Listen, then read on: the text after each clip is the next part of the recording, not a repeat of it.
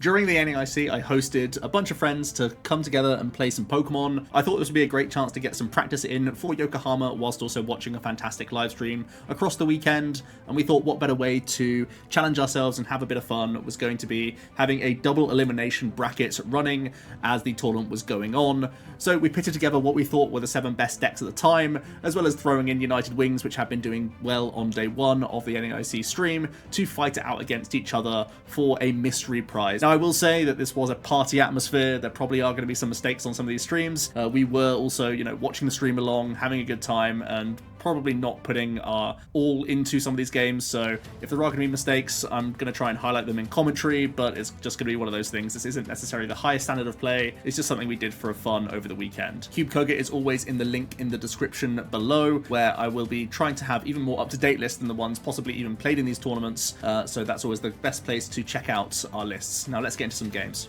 So we are back in the losers bracket. It's Chien-Pao, Baxcalibur on the right in the hands of Jono, and Jack with the Wings of Unity on the left. This should be a pretty interesting matchup, I think. Multi-prizes on Jono's end that Jack can capitalize on, especially with Watchroll, and it's going to be down to Jono to trying to find multi-prize turns with possibly Greninja and Cancelling Clone and a few other tricks up his sleeve. We see the Nest Ball for Frigibax into the Pokestop. Went pretty well. Couple item cards as well as a water in the discard pile. Overall, not too shabby as things pass over to Jack, who starts with an immediate Flock by the looks of things. Insta-Flock it's called, but he used it immediately, so we're calling it the immediate Flock. And Jack taking a look through his prize cards. And I think this is a new morning now. This is a new day in the tournament. I think we got this far. It was about 3 in the morning at this point, so we called it a day, and this is a new day, a fresh day, so hopefully it means that players are playing at their best. We see Hisuian from Jack grabbing a Ralts, and he's going to shuffle things up before anything else. Maybe he's debating a Pokestop, you never know. No, it's just going to level ball. Okay, grabbing another Ralts. Okay, getting nice and established on the board early on. Never a bad thing. It is going to be the Pokestop after the Ralts find. It's going to be a Glade and a Dark hitting the discard pile. We will see double Ralts. He picked up the Palpad, which isn't ideal because I think he wanted to chuck most of his hand here. But no, just passes, so doesn't have a supporter, I suppose. Maybe just a slower start. As Jono has the Irida, which is looking really solid. If he can construct a turn with Greninja early here, it could just be real trouble for Jack. If Jono can construct a double Ralts KO, it's asking for a lot, but with Palkia's V-Star power and Baxcalibur developed, it's actually fairly possible. We see a horrific Pokestop though. 3 big cards hitting the discard pile. So no help there. Does Jono actually have anything else after this Irida play? Going to be Ultra Ball. Getting rid of Superior and Irida here. Can get into the Chien-Pao. Possibly can Shivery Chill and at least take a knockout. Oh, has cross switches on the Flamigo. And can at least go for the Hailblade KO here. I think once again I like just going after the Ralts, to be honest. Jack really didn't have a supporter last turn, so just deny as many as possible is got to be the play here.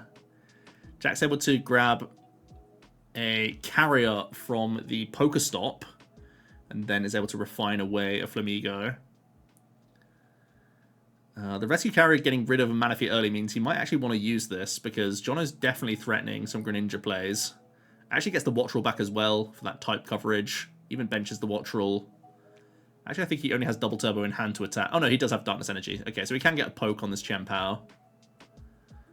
Still supportless though, so it's definitely slow. It's going to be a bench. No, definitely debating whether or not he should be benching this Flamigo. I don't see much of a reason to. I think you just chill with the 40 prod. It feels quite bad, but I don't see much else you want to do. All right. Okay, so it's debating it before a collapse. That makes sense.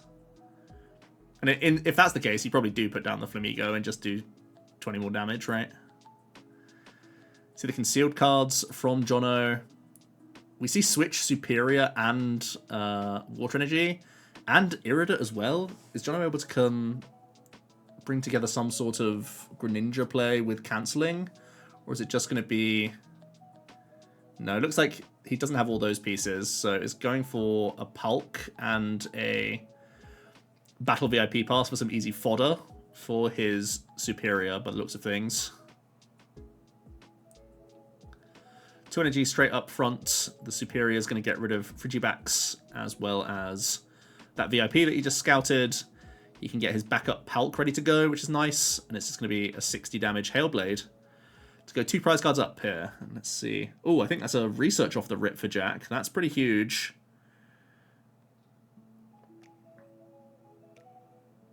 I think this is exactly what Jack needs if he's going to keep up in this game. I think that's 3 wings finding their way into the bin, so we're at 120 damage. Actually 100 with the reduction of double turbo. So Jack probably still needs some help from refinements and from Ultra Balls here.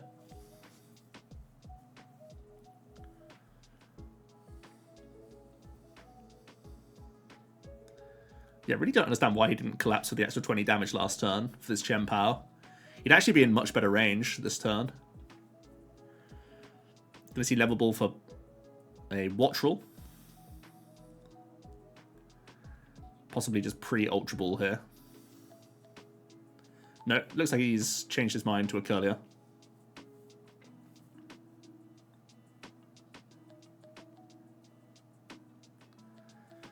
Seven currently in there, so doing that 120. Now refines to 8.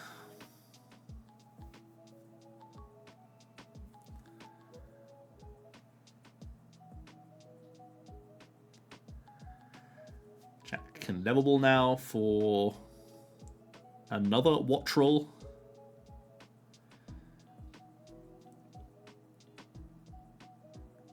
Definitely debating it. I think he does have access to Ultra Ball here.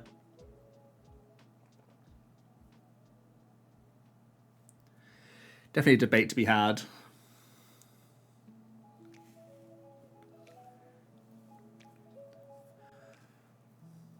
See a Ditto come down onto the bench. This is probably 2020 hindsight, but definitely should have collapsed the extra Flamigo last turn. If you're committing to bouncing the stadium, there's no reason to not go for that play, right? And he hit 180. No, he's hitting 140, right?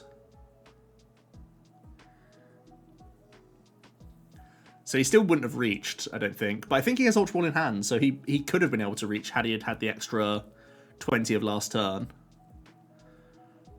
And I think that's just going to really help Jono out here, especially if he can retreat this Chien-Pao and just swing with something else. Maybe make it more difficult for this 2-prizer to go down. Could be huge.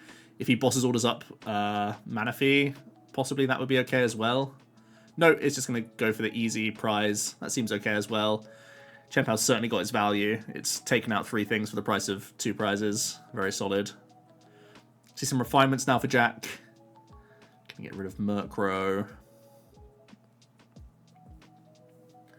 See another Ditto come down. They definitely take the wheel at this point. And we actually see the boss of Baxcalibur. A little bit sketchy when there's already so many energy around this board.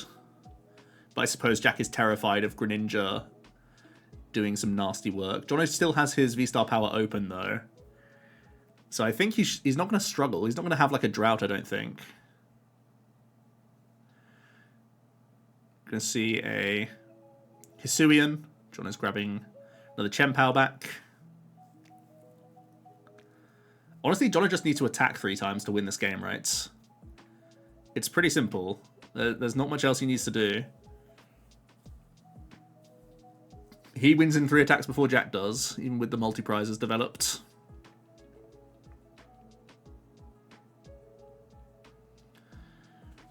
Going to see an Ultra Ball. And he is going to develop the Frigibax just so that he's not slowed down by anything.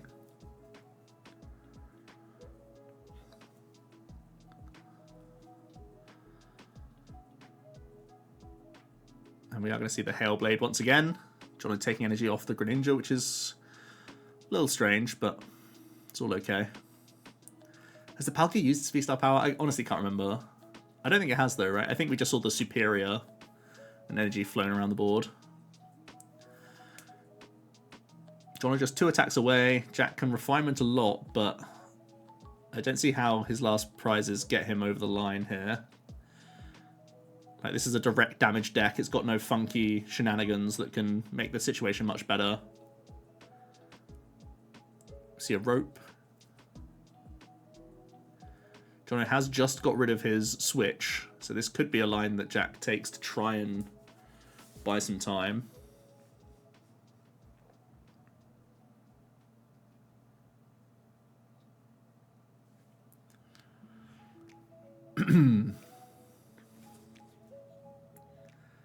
See another refinement.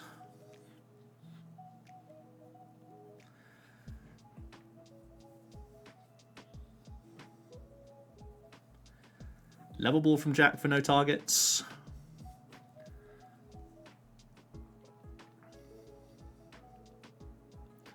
Zinnias for a few cards. Do you see a watch will come down? See an energy to Ditto. And the switch. And just the swing with Ditto for the 220. Chien-Pao is back. I think Jono's sat on Luminion, so he could fish for Irida if he wants to get Batcalibur redeveloped.